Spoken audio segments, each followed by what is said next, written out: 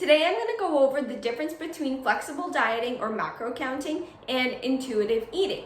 So flexible dieting is a style of eating that supports your goals of either weight loss or muscle gain while not creating anxiety or guilt in certain foods that are otherwise deemed as bad. And that is, I think, what allows people to develop a really good relationship with food, especially if you are somebody who has previously suffered with some sort of eating disorder or negative mentality about food, because it inherently says, 80-90% of the time you are eating your whole foods, your fruits, veggies, good starchy carbs, non-starchy carbs, your protein and healthy fats with omega-3s.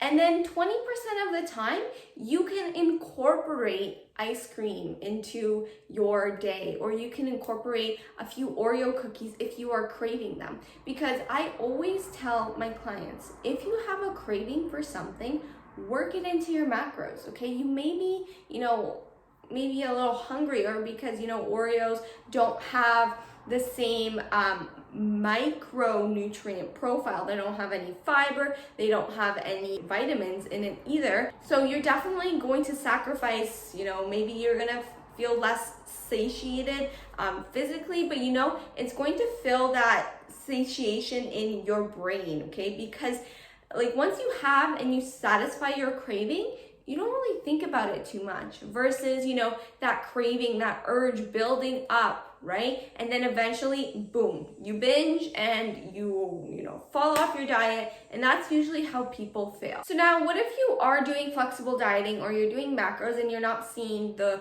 correct progress? So you may think you are at some sort of plateau, but maybe you're not even in a caloric deficit if your goal is to lose weight, of course, to begin with, okay? You have to reevaluate, even if you are in a deficit, okay? Because maybe your macros aren't good for you. Maybe you should be eating less, maybe you should be eating more, right? That's where the expert eye, like a coach, comes in, right? So with that being said, if you determine that, yes, I'm supposed to be in a caloric deficit, take a look at the quality of foods that you're eating, okay? If you take the 80-20 rule and shift it 50-50, well then, that may impact your progress because, cookies digest a lot differently in your body than fruit does, right? Fruit has a lot of fiber, is more harder to digest versus, a cookie,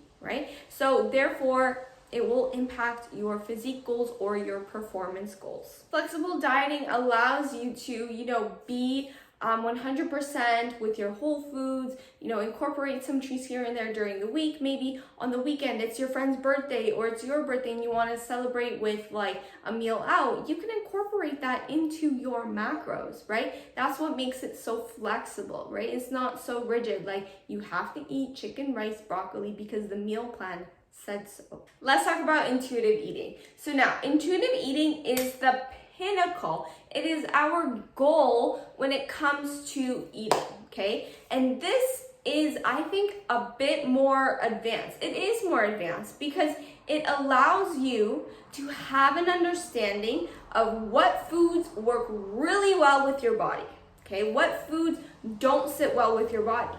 How much food you're supposed to be eating without weighing, without tracking at all.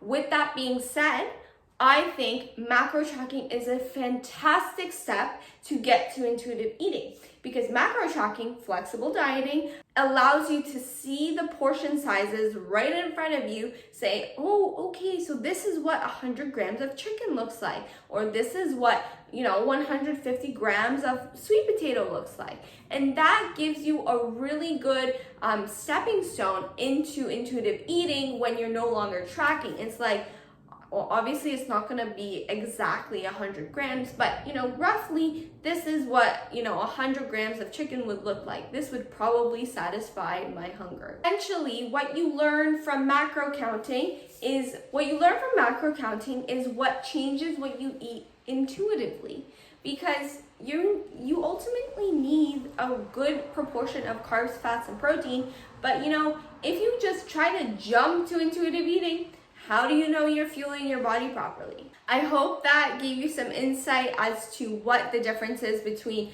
macro tracking, flexible dieting, and intuitive eating. That's it for me, guys. Make sure to give this video a big thumbs up, subscribe to my channel, follow me on Instagram, and I'll see you next time. Bye!